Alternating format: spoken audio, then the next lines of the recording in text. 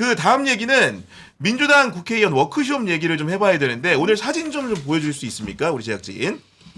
지금 보면은 이 사진이 화제인데 우와, 뭐예요? 같은 테이블에 우리 3인의 후보가 이제 나란히 앉았는데 유독 송영길과 김민석이 머리를 맞대면서 얘기를 열심히 나누고 네. 우리 정청래 대표는 뭔가 그 대화에는 같이 끼지 않는 듯한 모습이 연출되는데 액면 그대로 요 사진만 보고 우리 정구승 그 변호사는 어떤 생각을 가지는지 궁금합니다. 뭐 정말 악의적으로 기자분께서 잘 찍으셨네요. 지금 구도가 저렇게 되고 있죠. 사실 공격수 역할을 맡고 있는 송영길 후보와 정론 어떻게 보면 정말 정통적인 얘기를 하고 있고 나는 당과 함께 당을 잘 이끌어서 청와대의 길을 가겠다라고 하는 김민석 후보가 한 팀처럼 보이고 정청래 후보가 매우 외로워진 상황이죠. 사실 아까 그 주제에서 말씀을 못 드렸던 부분이 있는데 문재인 대통령과의 만남을 하면서 사실 이재명 대통령이 짠 판이 그려졌다고 봐요. 그 전까지 정청래 후보 같은 경우에 정청래 의원 같은 경우에는 친노 친문 vs 친명의 구도를 만들고 싶었을 거예요. 근데 그 만남 하나로 어떻게 보면 친노 친문 친명 vs 친청이 돼 버린 거예요. 그러니까요. 그렇게 해서 굉장히 외로워졌다. 그런 모습을 저 표정에서도 살짝 읽을 수 있을 것 같고 저는 상징적으로는 여기에 친문으로 대표되는 분이 이 상징적인 분이 당대표 선거에도 나와서 우리는 친문 쪽은 저쪽이 아니에요라고 한번 외쳐줄 가능성도 매우 높다고 생각합니다. 그런 가능성도 배제할 수가 없다 이런 말씀 주셨는데 김민석 전 총리 같은 경우에는 향후 계획을 공지를 내놨는데 네. 굉장히 구체적으로 내놨어요. 첫 번째로는 주제는 이렇습니다. 다시 이기는 민주당을 위한 당 혁신 연속 토론을 열겠다. 주제는 크게 네 가지다. 하나는 민주당 제1과제로 이재명 정부 3대 메가 프로젝트 성공 지원을 하겠다라는 토론을 열겠다는 거고요. 토론회. 두 번째 토론회는 2030 민주당 청년 친화 민주당을 만들겠다는 주제로 하겠다. 오. 세 번째로는 통합 연대 확장의 3박자 대통합을 하겠다. 이런 토론을 하겠다는 거고요. 네 번째로는 당원 주권 정당 AI 민주당 정당을 만드는 것들에 대해 가지고 토론을 열겠다는 건데 네. 매 토론회마다 본인이 기조연설을 통해서 방향을 제시하고 문제 제기를 하겠다. 이런 식의 지금 밑그림을 제시한 것 같습니다. 이거 토론 너무 좋은데 누구끼리 그러니까 하는 거예요? 아마 김민석 전 총리가 전대를 나오니까 네. 좌장이 되고 아마도 토론을 주도하는 형식이 될 것 같아요. 보니까. 사실상 뭐 캠프를 구성하면 캠프 차원에서 하는 거라고도 볼 수 있겠죠. 이렇게 하면. 네. 근데 이런 거 하라고 했던 거 아니에요? 그동안에 우리가 필요했죠, 기대했던 이게. 거죠. 당이 어디로 갈 건지, 이재명 정부 3대 메가 프로젝트 어떻게 뒷받침해 줄 건지, 그리고 민주당은 어떻게 더 확장해 나갈 것인지, 이재명 대통령이 얘기한 것처럼 구조적 다수 정당이 되기 위해서 어떻게 가야 되는지, 2030 청년 세대 문제 어떻게 그럼 해결할 건지, 그러니까 한 사건마다 그냥 대응하는 게 아니라 네. 좀 큰 틀 안에서 조직적으로 대응하거나 조직적인 대안을 내놓거나 거기에 반복적으로 지속적으로 어떤 대안들이 계속 나올 때 그때부터 이제 믿음이 생기기 시작하는 거거든요. 그런 방안들이 뭐가 있는지. 그리고 지금 이제 당원주권 정당이라고 얘기하지만 당원주권 정당에서 결국은 우리가 예전에 모바일 정당이라는 표현들 쓴 적이 있거든요. 맞아요. 네. 모바일 정당화하면서 문재인 대통령이 지지 기반을 넓히고 그리고 결국 대통령까지 될 수 있었던 거예요.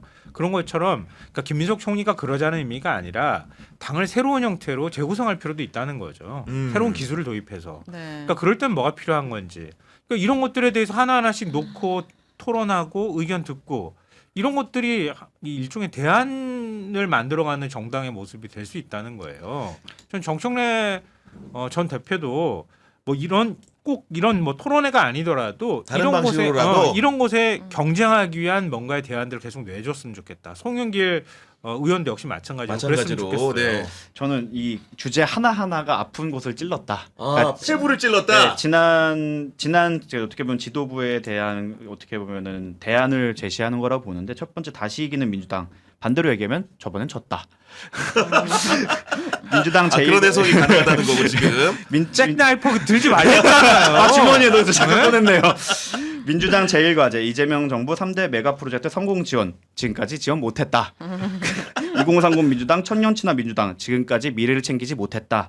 통합 연대 확장의 3박자 대통합 구조적 다수화 즉 어떻게 보면 확장에 대해서 우리가 신경을 쓰면서도 우리가 통합과 연대도 다 놓치지 제대로 않겠다. 못한 것 같다. 네. 마지막으로 당원 주권 정당과 AI 민주당은 사실 당원 주권을 그렇게 외쳤지만 사실 공천 과정에 대해서 호남이나 이쪽에서 굉장히 불만이 많았잖아요. 그게 진짜 당원 주권인지 다 결정해놓고 투표해.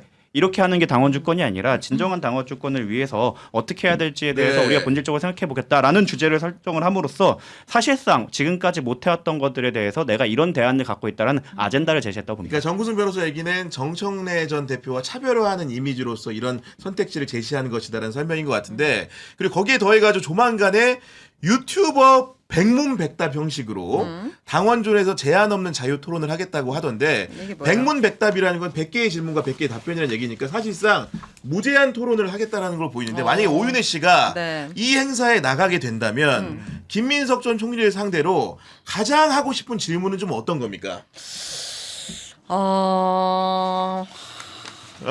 앞에 좀 길어요. 네, 아니, 이게 원래 질문이 제일 어려워요. 질문이 어렵죠. 네, 원래. 질문이 어렵죠. 네, 지금 우리도 하나씩 좀 생각을 좀 네. 해봐야 되는데.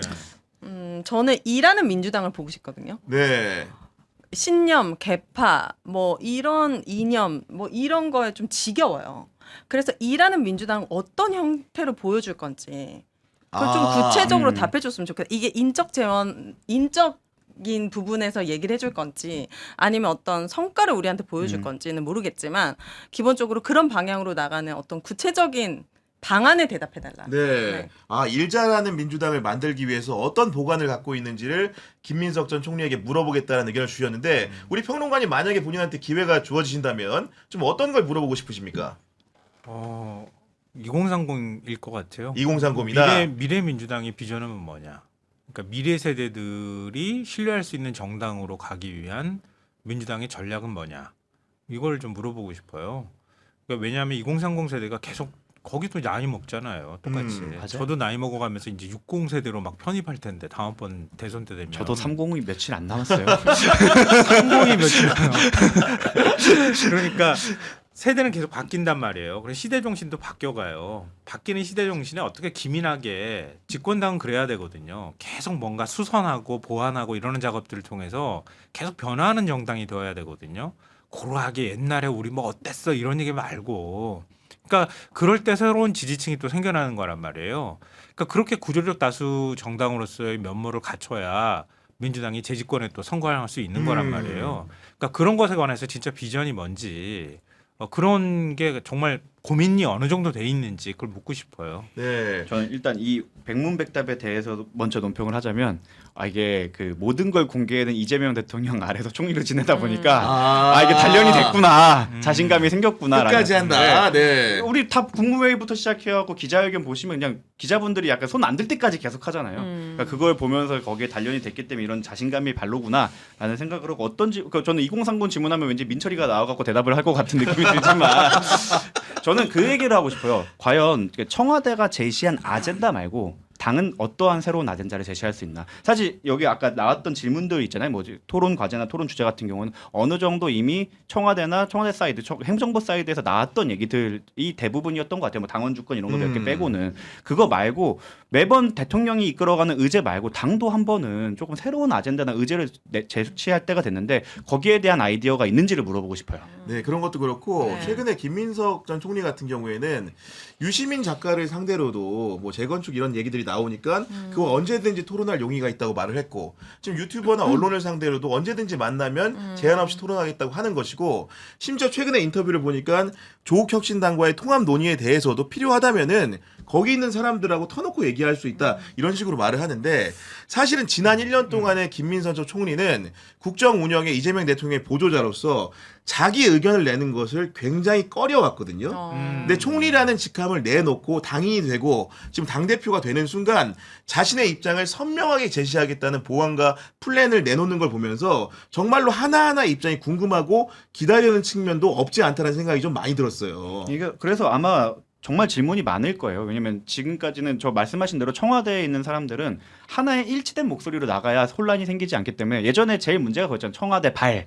이런 것들을 없애기 위해서 이번 청와대는 노력을 했다 보니까 김민석 총리가 개인의 의견을 많이 안 밝혔는데 아마 이번 또 토론이나 이번 뭐 기자회견을 통해서 그런 부분이 많이 밝혀질 것 같고 지금까지는 뭔가 이재명 대통령 밑에서 일을 잘 수행했던 사람 정도였다면 본인의 아젠다를 보여줄 시기가 됐다고 생각합니다. 이런 형식 틀거리 자체가 되게 좋아 보여요. 여러 의견을 듣고 자유롭게 대화를 하겠다는 거잖아요. 그러니까 열려 있는 거잖아요. 근데 정청래 전 대표는 당대표 시절에도 그렇고 그 이후에도 이런 모습이 별로 없단 말이에요. 그러니까 송영길 의원도 약간 권위적인 느낌이 있는 것도 사실이고요.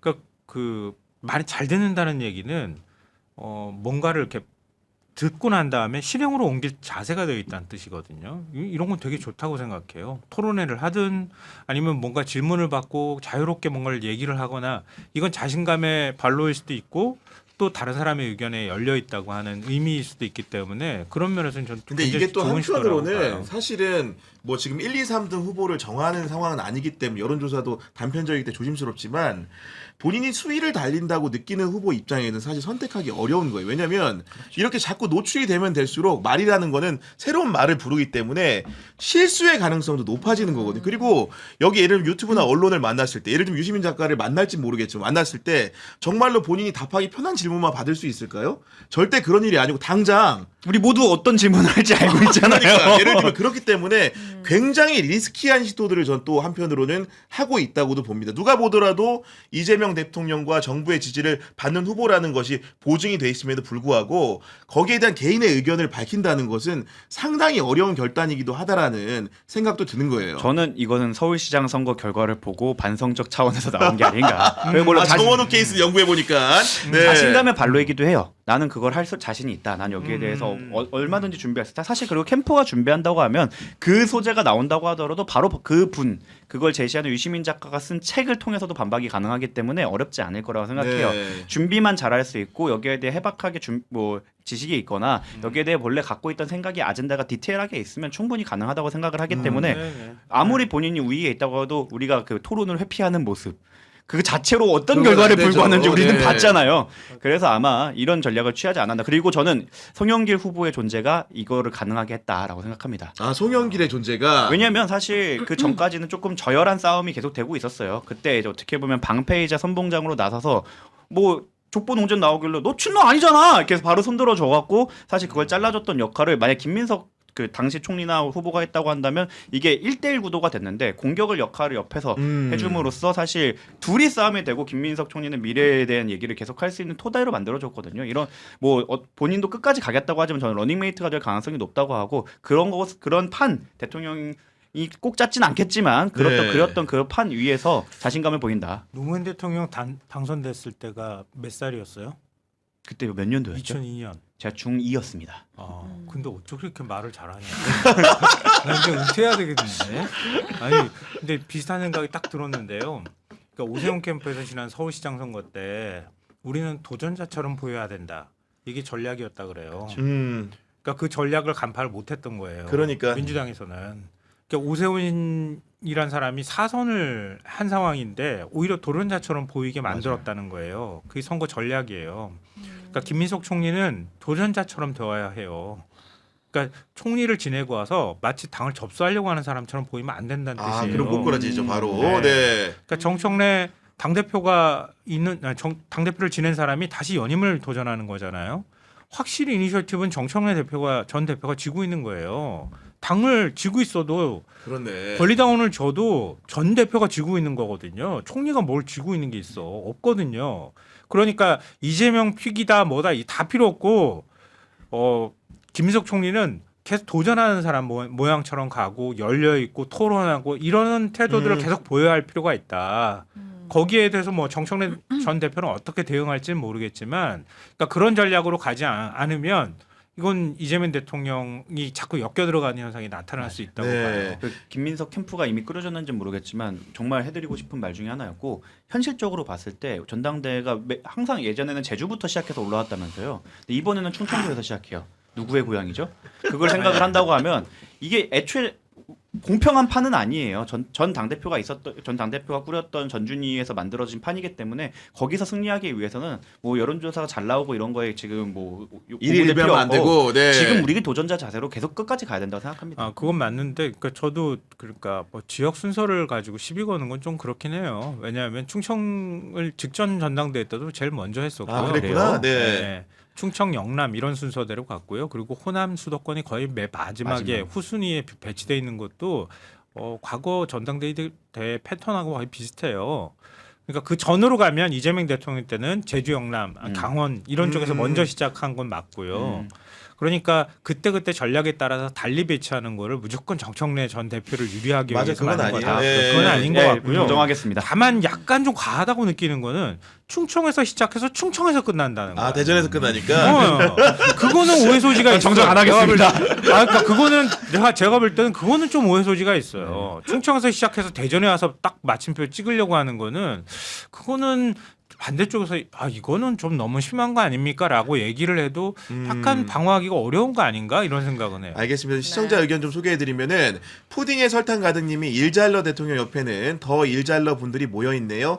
이잼 어벤져스 정말 보기 좋습니다 해주셨고 그레이님은 윤혜 씨 이잼 연임 방법 물어봐 주세요. 안 그래도 제가 그거 좀 물어봐 달라고 하려다가 말았는데 혹시나 기회가 그 있으면 방법은 우리가 만들어야 합니다. 방법은 아직 없습니다.